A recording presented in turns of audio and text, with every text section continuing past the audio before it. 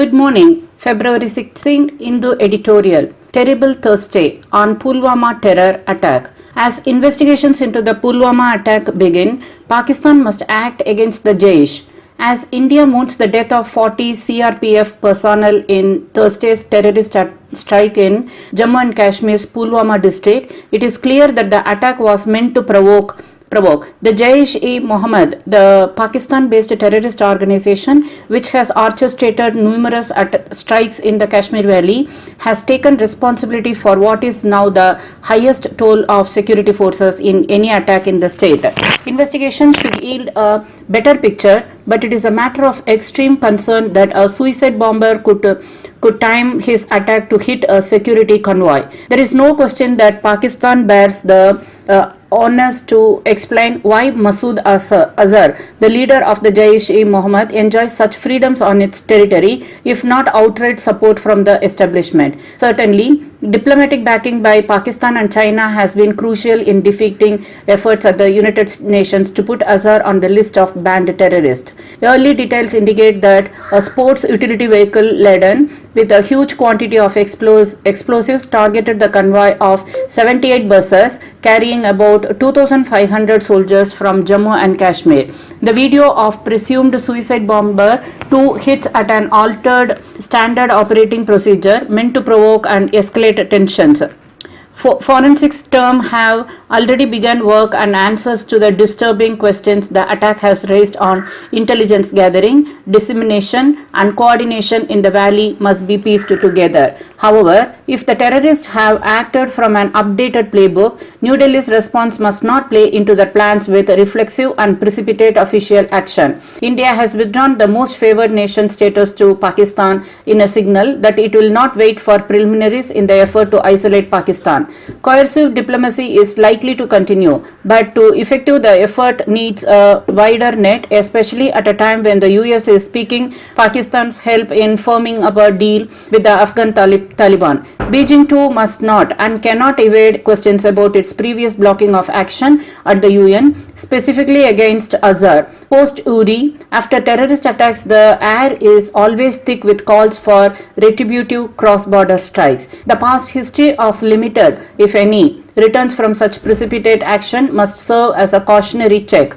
Instead, the effort must be to isolate Pakistan for its support to the Jaish and seek substantive action. To effectively upgrade intelligence and plug security gaps and to win the confidence of the local population in the valley. Thursday's attack was meant to provoke and polarize the country. New Delhi's response must instead be to isolate the perpetrators and keep the peace on Indian territory. February 16, Hindu Editorial 2. Forever President on Egypt's draft constitutional changes. Sisi stands to extend his reign if Egypt's draft constitutional changes go through. Egypt's proposed constitutional changes to extend presidential terms are a huge setback to the country's democratic progress. Re-elected last year, President Abdel Fattah al-Sisi, the military leader who seized power in 2013, would be allowed to begin afresh a 6-year term in 2022 under the new amendments.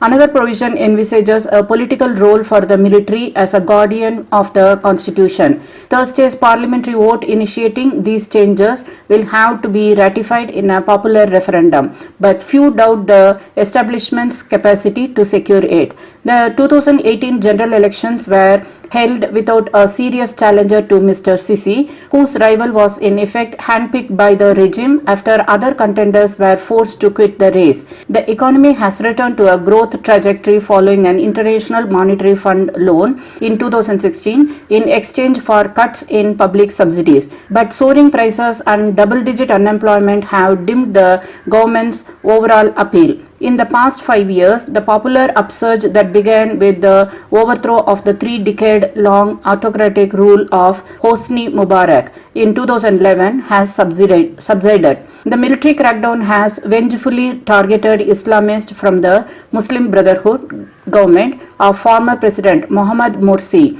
who has since been convicted. The media and political activities anxious to consolidate the gains from the 2011 Tahrir Square mass protest have not been spared the authorities' wrath either. Egypt had begun normal attempts at ushering in a multi-party system in 2005 when Mr. Mubarak got himself elected for a fifth term. But within a few months, he declared himself president for life. Attempts to switch to popular representative government in the later part of his tenure were merely cosmetic. Within years, in 2011, followed the mass protests that demanded the overthrow of the Mubarak regime and formed the epicenter of the Arab Spring. Today, events have turned a full circle under Mr. Sisi's firm grip on the levers of the power. The military has been never so powerful since the rule of Gamal Abdel Nasser. As with several autocrats today, the Egyptian leader has leveraged the American and the Russian governments effectively, while they seem indifferent to the military's excesses. Egypt similarly benefits from the strategic partnership it signed with China, bringing trade flows and investment. But above all, China's politically hands-off approach is a win-win for both regimes. While such diversification may be smart diplomacy, it begs the question about Cairo's long-standing position as the leader of the Arab world. There is a simmering anger among sections of the youth contending with unemployment and the absence of avenues for dissent. The Arab Spring is nearly a decade behind, but the conditions that brought the multitudes to Tahrir Square still prevail. Hindu editorial complete.